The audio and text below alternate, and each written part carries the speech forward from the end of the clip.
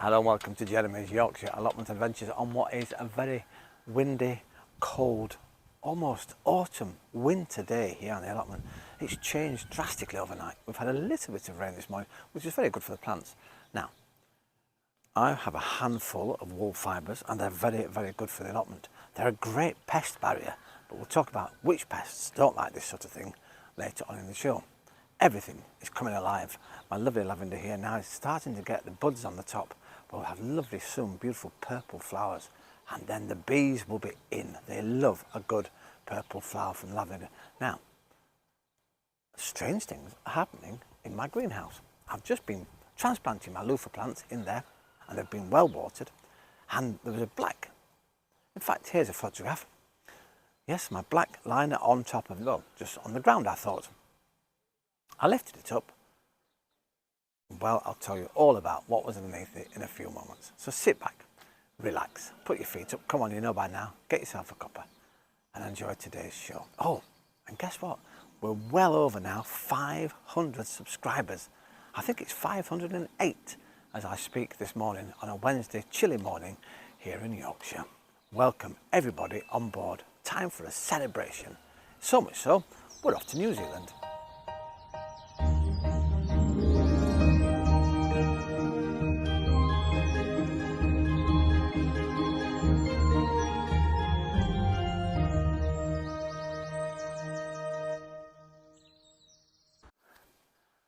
Well, I've come inside because it's just starting to spot with rain a little bit, and well, I still haven't transplanted my butternut squashes, but I will when we get a nice sunny day. Yes, shall we go to New Zealand? Fantastic. Hello to Lois in New Zealand, and this is a wonderful photograph. It just really sums up, well, growing your own stuff. You ready? These are sweet corns. Look at the amount you have. Absolutely brilliant. Apparently, they were sown in February of this year, and you're now reaping the rewards. They're absolutely gorgeous, and apparently they taste really, really sweet and beautiful. Fantastic. Well, Lois, thanks for that photograph. It's really good of you to let me use it. Absolutely amazing. I'm so jealous. My sweet corn are about that big, but they're doing really well. They're surviving outside, which is what we need at this time of year. Now, as to what's going on in my other greenhouse, as I said, I was putting in my loafers, and fingers crossed now they'll take. We'll keep an eye on them over the next few days. We'll get the door shut, keep the heat in, and yeah, the black plastic sheet just lying around, and that's been there for 2 or 3 weeks now, and just laying on the floor. In fact, since I put my my onions in and my beetroots outside, and it's just been inside there covering the because I keep watering it in the hope it retains the moisture underneath. Well, to my surprise this morning, I've taken it off, and look what I have. Look a little bit scary at first, and then I pulled one up. I thought, well, what's this about? And they're potatoes. Under each one of those, there's a potato growing, so I've put them back in for the moment because I do need to clear that space, because that's where some more tomatoes are going and some cucumbers, and then I'm going to put some carrots in there underneath. Lots of things to go in still.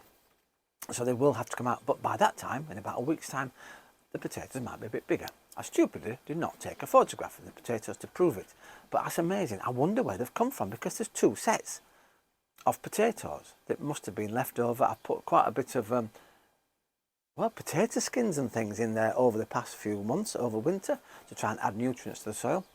Maybe there was a potato left and it's just started growing. I don't know. Never grown potatoes in there at all, ever.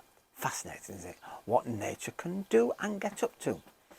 Brilliant. Well, I'm going to pop outside now. I'm going to brave the cold, and we'll see you outside, talking all things wool.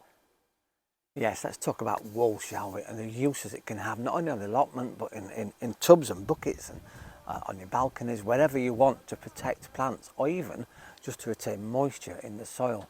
It's really, really good. Now, these things, I've got them this morning all for free and not to pay, and it's masses actually in here. I bought some a few years ago, very, very thin. In fact, it was probably even thinner than this scouring pad. I think it cost me something for about, I think it's a metre by 2 metres possibly, about £30–40 the cost. I was doing this as an experiment. However, I've been onto the marketplace, as we say, where I get a lot of things for free, and these were free absolutely brilliant. I've got loads and loads, and what you can do is I've got some really thick pieces here. I'm about to split it, so double the size that I've got. Now, why do I want it? Well, as I said, it's a good protection against slugs and against snails. It also retains moisture in the soil. It allows water and moisture to go through. It's organic, it's natural. The reason the slugs don't like it is it's a little bit like, apparently, well, it doesn't like it. They don't like it. It's a bit like going across a scouring pad. They don't like it. It's very, very rough texture for their underbellies, and it keeps them away. And I've got some delicate plants, so I'm going to stick them round. Funny enough, I don't know what's going on, but my French marigolds in the greenhouse that are protecting my tomatoes, they seem to be being attacked by slugs or snails. So I'm going to put some of this around the base of those. And then hopefully, fingers crossed, then they won't get eaten. They'll protect my other plants, and well, we'll keep on top of nature.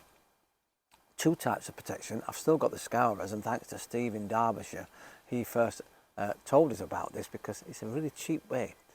You get, about 10 in a packet, and they're very, very reasonable.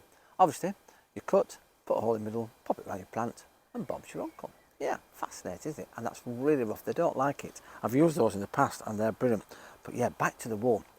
It's such a good protector, and like this is quite thick as well, so I could double it up, just part it down the middle, and as rough as it wants to be, because that really will deter your slugs. And as I said, you can pop this if you're growing in pots. Pop it on top of the pot.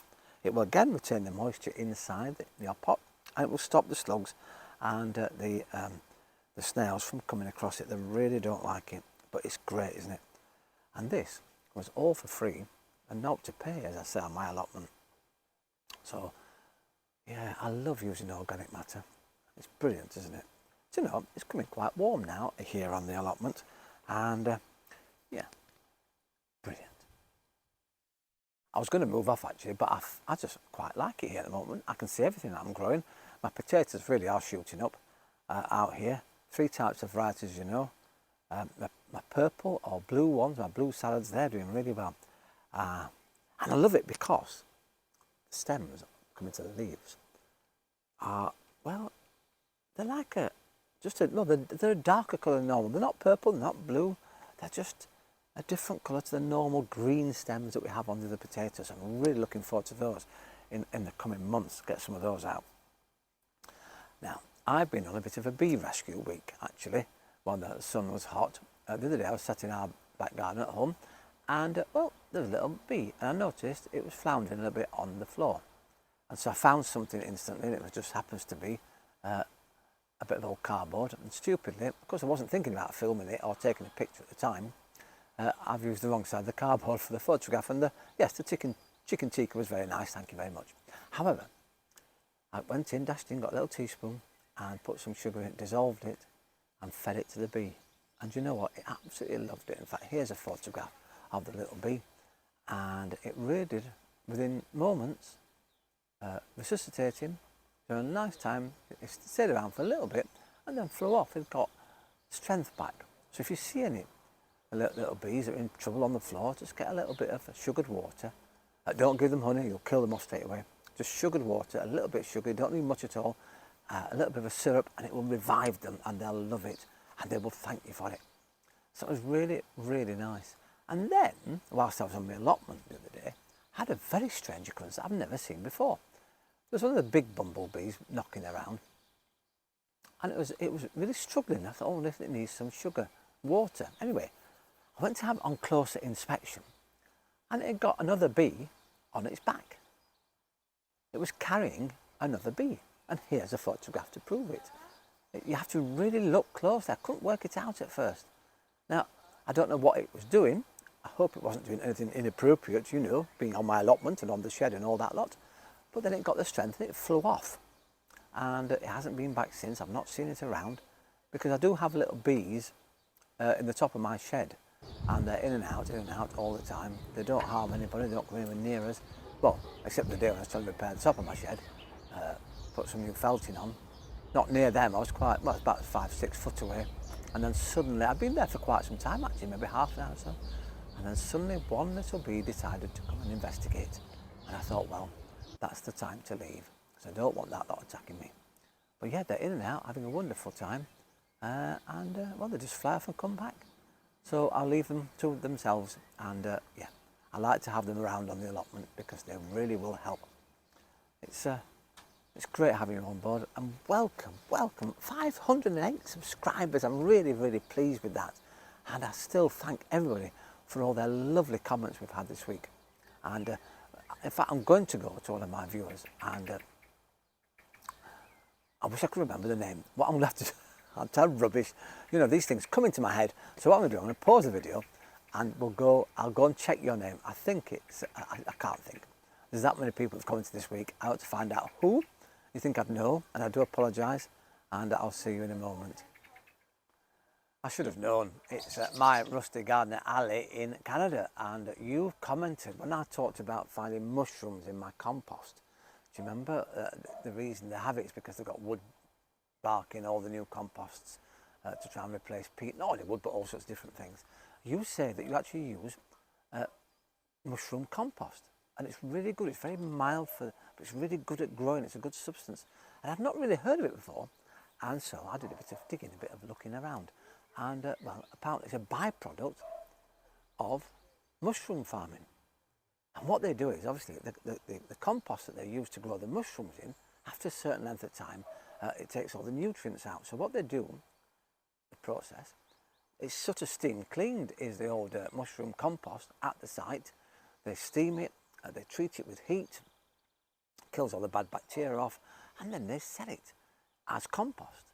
That's why it's called mushroom compost. It's not actually the mushrooms itself turned into compost, it's the stuff they use to grow the mushrooms. And that's absolutely brilliant, and you use it and you swear by it. So I've been looking, and I'm going to try and get some for next season, and we'll have a go with some mushroom compost. It has lots of great nutrients in, so I'm really, really excited. So thanks for that, Ali, and it's really good. Thank you for your contributions. You are a regular contributor, and all the way across there in Canada. As I said earlier, 3,500 miles, well, 3,700 and something, I think it is, from Wakefield, because I was talking about Darren's garden in Wakefield, and we're going across to see some of the stuff. So yeah, it's great to have everybody. So we've done a right trip today, haven't we? Canada, New Zealand, and back to Sheffield. Stunning.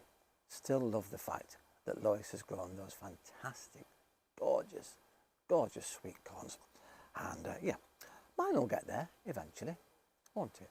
Once again, thank you very much for watching Jeremy's Yorkshire Allotment Adventures. I love talking to everybody. I love hearing your comments.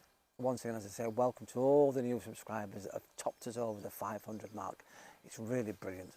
And well, we'll see you again here on Jeremy's Yorkshire Allotment Adventures. Don't forget, try and get some wool if you want your plants protecting from slugs. And well, it keeps the ground nice and warm too. Oh, there's nothing like a bit of wool. Lovely. Ta-ra for now.